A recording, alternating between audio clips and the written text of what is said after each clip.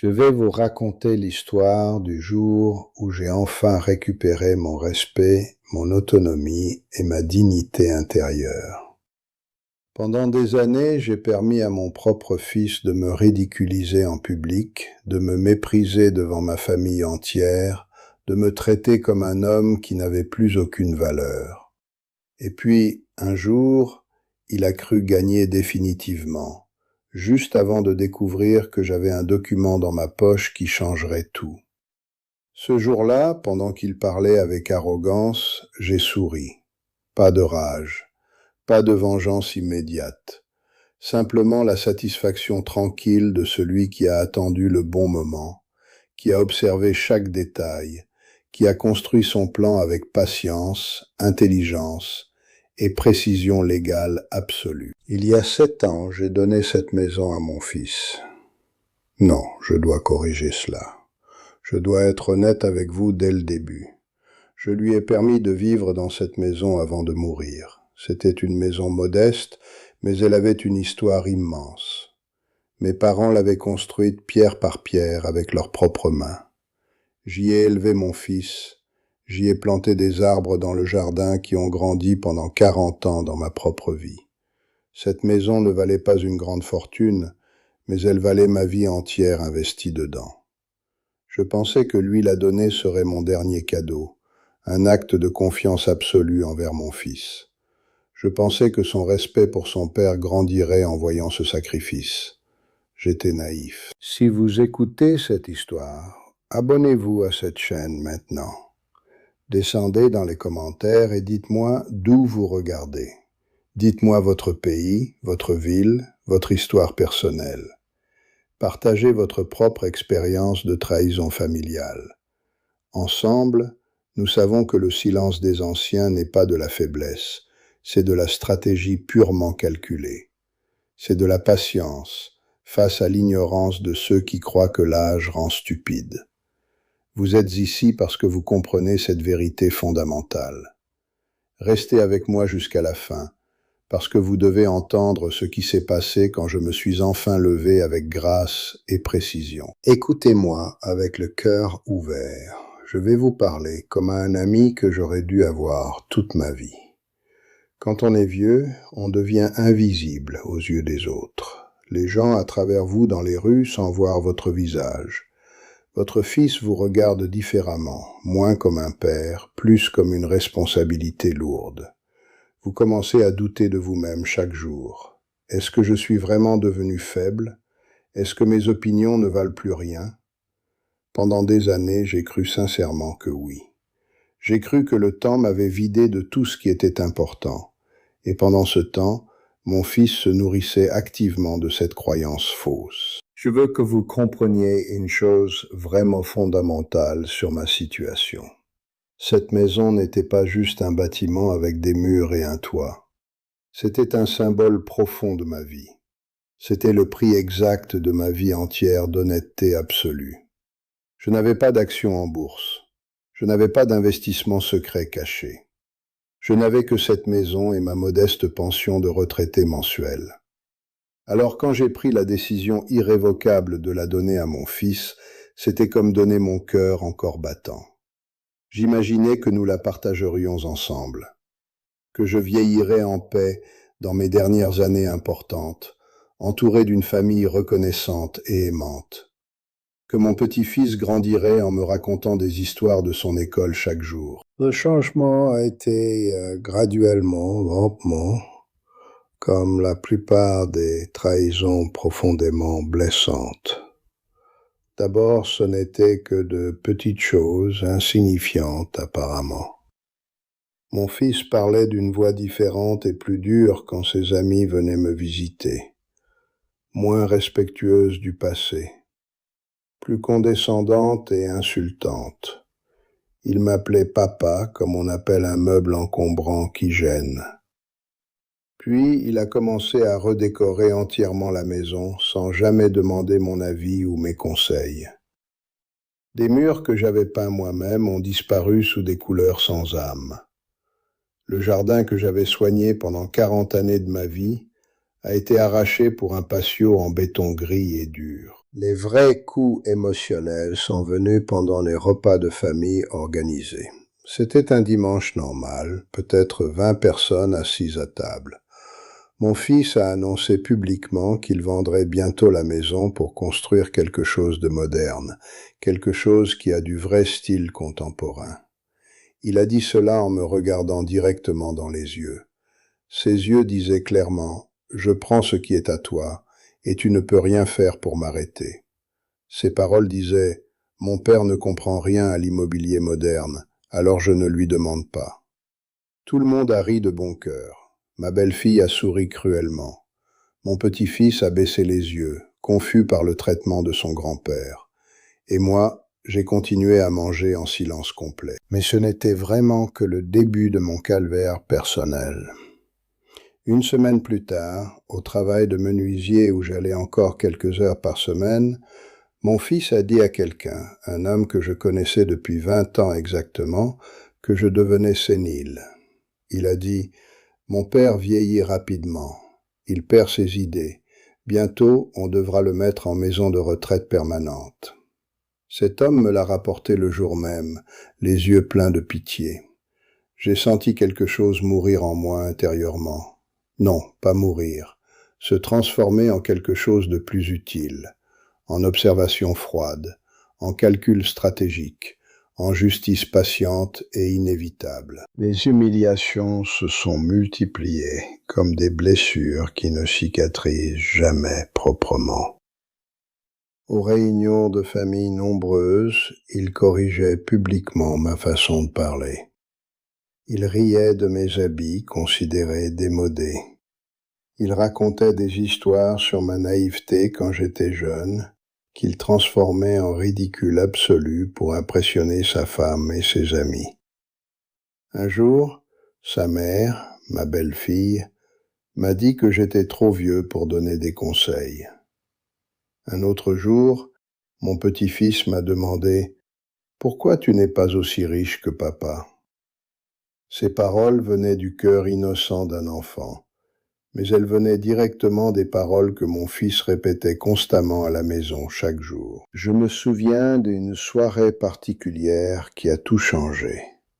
Une grande réception donnée dans la maison qui était autrefois la mienne. Mon fils montrait les nouveaux aménagements aux invités importants. Il passait devant moi assis dans un coin, comme si je n'existais littéralement pas. Puis, il a dit quelque chose que je n'oublierai jamais aussi longtemps que je vivrai. Il a dit publiquement « Et bien sûr, mon père vit ici aussi. C'est l'avantage d'avoir une grande maison, on peut garder les parents avec soi, comme on gardait les vieilles générations autrefois. » Quelqu'un a demandé « Il doit être heureux d'avoir un fils si attentionné envers lui ?» Mon fils a répondu avec dédain. Il n'a nulle part d'autre où aller maintenant. La foule a ri bruyamment de cette blague cruelle. J'ai fermé les yeux lentement et j'ai trouvé la paix intérieure dans ce moment. Je me suis souvenu de toutes les fois que je l'avais serré dans mes bras protecteurs quand il pleurait en tant qu'enfant peur. Je me suis souvenu de chaque cauchemar que j'avais guéri avec ma main aimante sur son front. Je me suis souvenu de chaque euro sacrifié pour son éducation. Et j'ai compris définitivement que cet homme n'était plus mon fils. C'était un étranger complet qui portait simplement son visage et utilisait son nom. Ce soir-là, quand tout le monde est enfin parti, je suis resté assis seul dans le jardin détruit. Les étoiles brillaient magnifiquement. Elles brillaient comme elles brillaient quand j'ai enterré mon père dans ce même jardin, ses cendres dispersées dans les roses rouges que j'avais plantées le jour de la naissance de mon fils. Et j'ai compris quelque chose d'important et définitif. J'ai compris que ma rage était complètement inutile. Ma douleur était stérile et infructueuse. Mais ma patience immense, pouvait être précieuse et transformatrice. C'est la nuit où j'ai décidé de réagir, pas avec la passion d'un père blessé, avec la froide logique d'un homme qui comprenait enfin le jeu. Le lendemain matin, j'ai appelé un avocat renommé. Non, je l'avais appelé bien avant cette terrible nuit, mais c'est cette nuit-là que j'ai donné le feu vert final pour procéder. Cet avocat était un homme que mon père avait recommandé des décennies plus tôt. Un homme qui comprenait profondément les familles, qui comprenait la vengeance légale, qui comprenait que la justice peut être très patiente et silencieuse. Je lui ai expliqué toute la situation délicate. Il a souri largement en comprenant ce que je voulais vraiment faire. Il a dit « Vous êtes astucieux, monsieur. Beaucoup d'hommes dans votre situation céderaient ou se battraient avec rage destructrice. Vous allez utiliser la loi comme une arme d'intelligence pure. » Ensemble, nous avons commencé à préparer tous les documents légaux nécessaires. 2 mois plus tard exactement, nous avions tout prêt et formellement correct. Les documents d'expulsion étaient signés par un notaire. Tout était légalement impeccable. Pendant ce temps, mon fils continuait à vivre dans l'illusion parfaite que j'avais accepté mon sort. Je ne disais rien de rien, pas une protestation verbale, pas une larme amère. Je marchais dans cette maison comme un fantôme qui accepte finalement son destin. Mon silence était un cadeau pour lui, la confirmation qu'il désirait que j'avais enfin accepté ma subordination. Pendant ce temps, j'observais méticuleusement tout. Je documentais chaque conversation prononcée contre moi, chaque fois qu'il parlait mal de moi à ses amis, chaque fois qu'il prenait une décision concernant la maison sans ma permission légale, chaque fois qu'il rappelait à ses amis que je n'avais plus d'utilité. J'écoutais comme une machine de précision, comme un espion en territoire ennemi observant chaque détail. Et j'attendais tranquillement le moment parfait, le moment où l'arrogance atteindrait son apogée. Mon fils était devenu arrogant et aveuglé par son propre succès apparent. C'est exactement ce que j'attendais. L'arrogance rend les hommes prévisibles et stupides. Elle les rend complètement aveugles. 3 mois après avoir contacté l'avocat, mon fils a annoncé publiquement qu'il vendrait définitivement la maison. Il avait trouvé un acheteur riche prêt à payer beaucoup. Il allait se faire plusieurs millions de profits. Et moi, j'allais simplement disparaître quelque part dans l'obscurité. Il ne l'a pas dit directement, mais c'était implicite. Sa femme m'a regardé avec une sorte de pitié cruelle et méprisante. Elle a dit « Vous aurez de l'argent de la vente, monsieur. » Comme si l'argent pouvait remplacer le cœur de ma vie entière. C'est ce jour-là que j'ai compris avec clarté que c'était le moment idéal. Mon fils ne vendrait pas cette maison, pas légalement, pas sans mon consentement écrit, et il ne l'avait pas. Je possédais toujours cette propriété entièrement selon les documents que l'avocat avait préparés avec soin. Et, plus important encore, mon silence patient m'avait donné un pouvoir absolu. Il croyait fermement que j'étais faible physiquement et mentalement. Il croyait que j'avais cédé complètement. Il n'avait pas vu le piège invisible que j'avais lentement construit autour de lui chaque jour. J'ai attendu le moment idéal avec une patience zen. Et il est venu lors d'une grande réunion de famille annuelle. Une réception pour célébrer une promotion de mon fils important.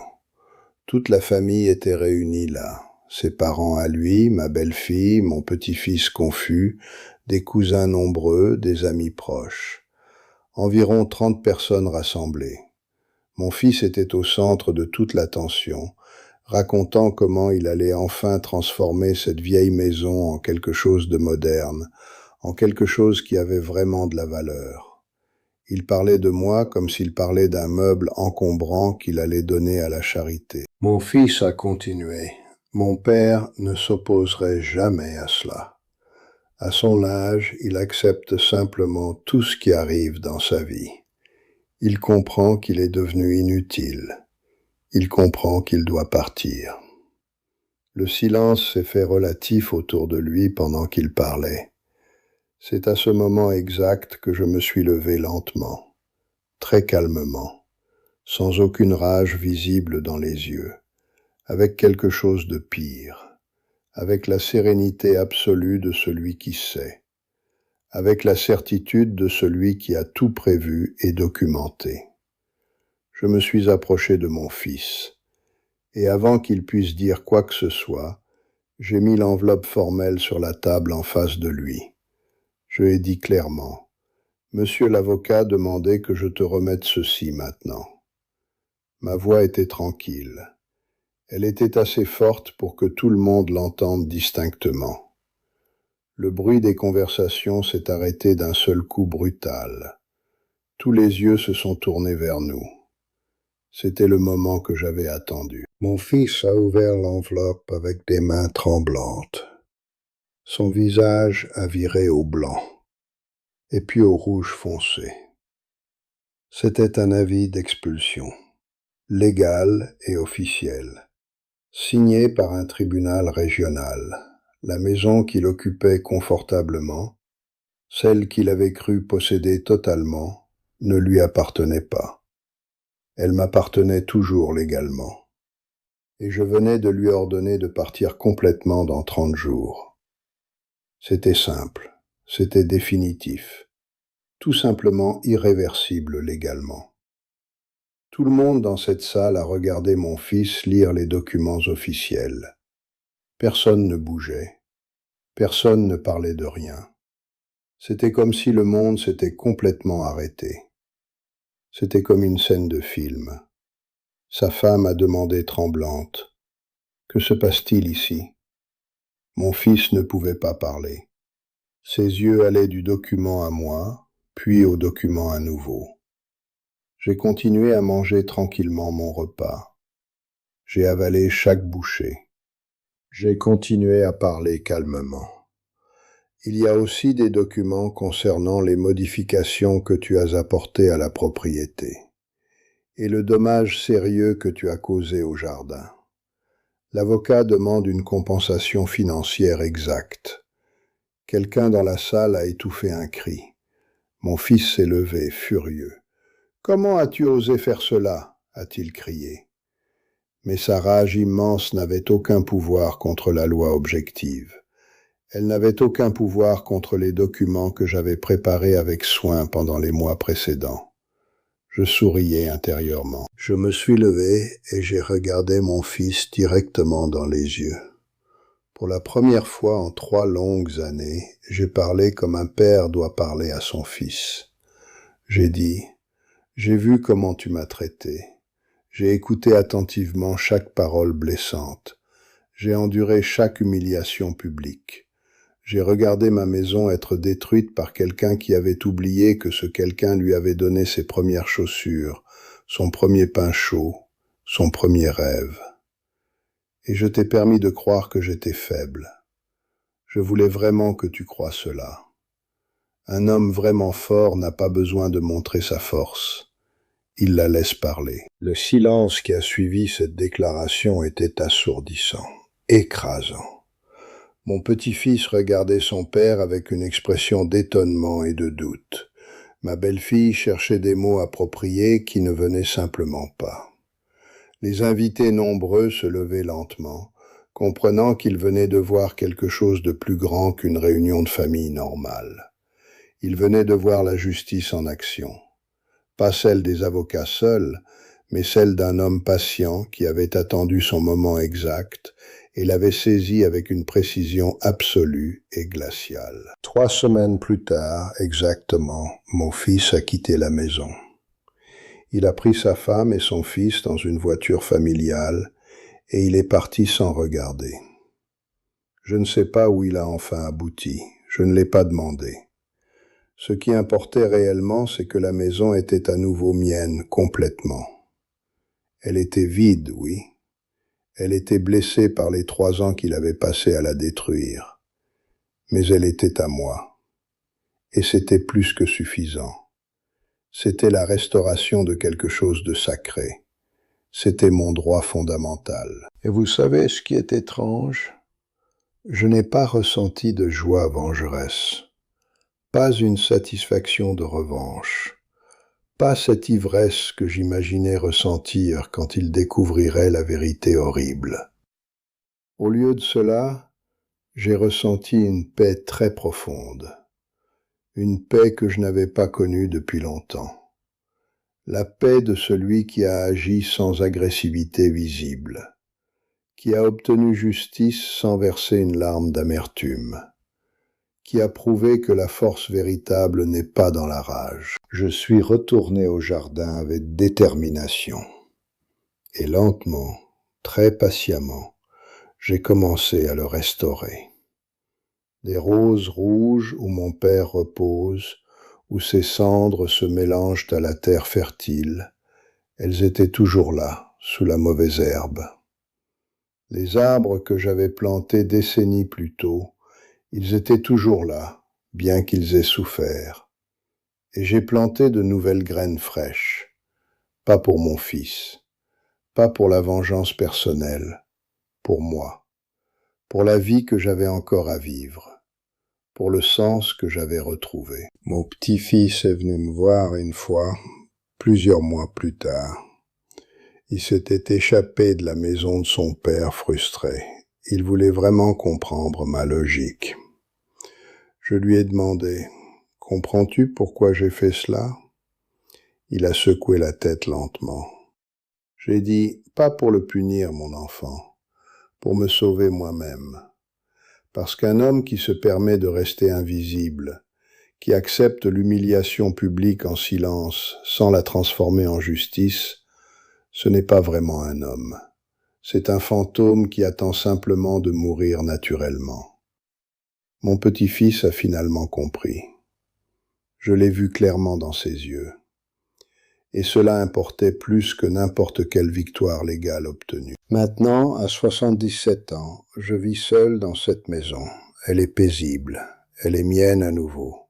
Et parfois, le soir, je marche dans le jardin restauré et je parle à mon père, à travers les roses rouges éternelles.